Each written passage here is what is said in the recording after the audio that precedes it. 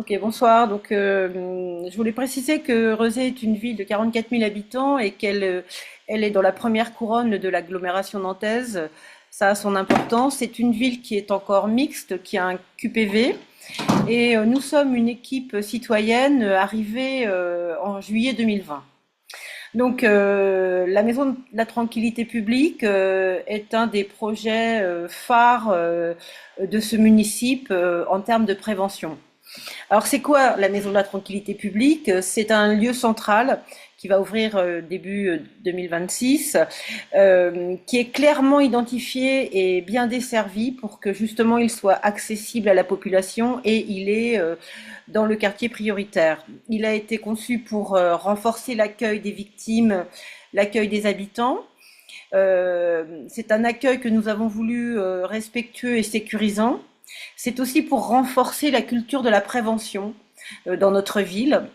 Et enfin, on voulait être plus efficace avec un outil central, accessible, et surtout on voulait aussi rendre visible l'action de la ville. Alors les missions de ce lieu, qui ont été définies collégialement et selon les problématiques du territoire, c'est d'abord accueillir et écouter les victimes pour pouvoir leur apporter une réponse de premier niveau, ou également les aider dans leur démarche de pré-plainte.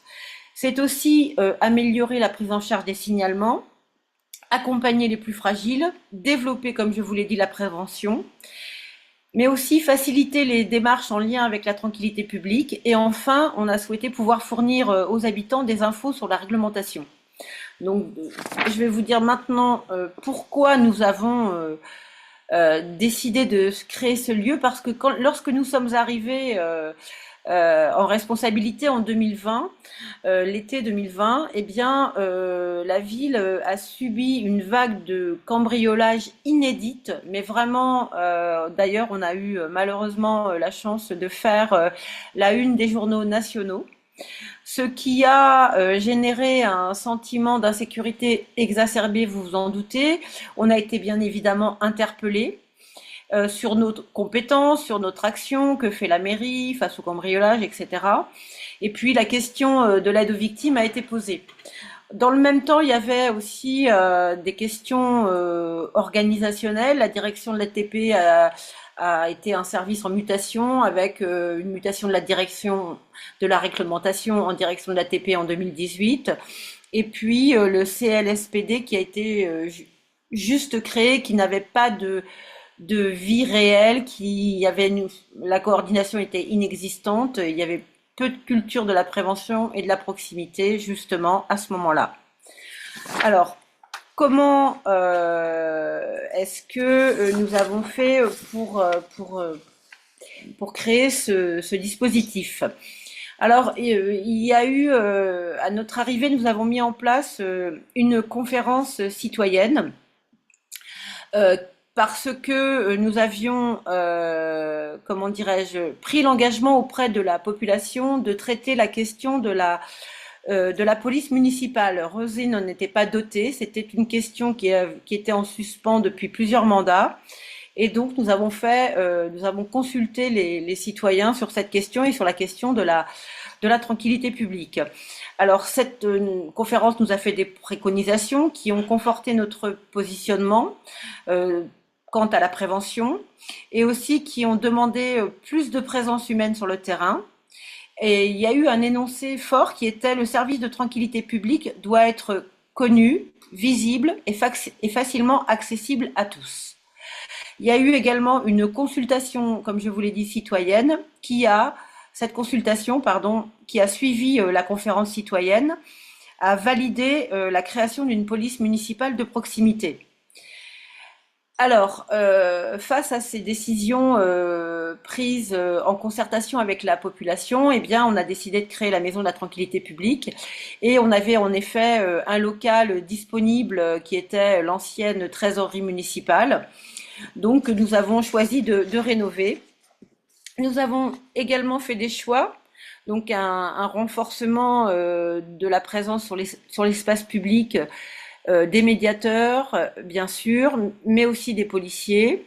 Et nous avons regroupé tous les intervenants de la tranquillité publique dans cette maison de la tranquillité publique, puisque nous voulions qu'il y ait une cohérence et une offre dans le même endroit pour la population.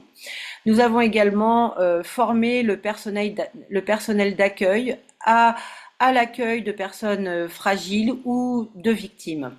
Alors, les enjeux maintenant que nous avions face à ce dispositif, c'était effectivement de pouvoir nous coordonner avec la police nationale qui est voisine maintenant de la Maison de la Tranquillité publique, et puis aussi de mettre en place à terme une complémentarité avec la Maison de la Justice qui est présente sur Rezé, renforcer bien sûr vis-à-vis des habitants la visibilité de la tranquillité publique, et puis faire de ce lieu un lieu reconnu pour la prévention.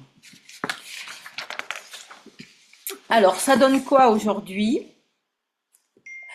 Eh bien, ça donne une nouvelle offre de services de proximité pour la population, dans un lieu qui fait 500 mètres carrés et qui comporte un accueil sécurisant, respectueux, mais aussi des bureaux confidentiels pour permettre aux citoyens qui sont en difficulté de s'exprimer librement. Et ça, c'était pour nous quelque chose de fondamental. Je vous l'ai dit, c'est un lieu qui rassemble les acteurs de la tranquillité publique, que sont les policiers municipaux, les agents de surveillance de la voie publique, les agents administratifs, soit au total une quarantaine d'agents.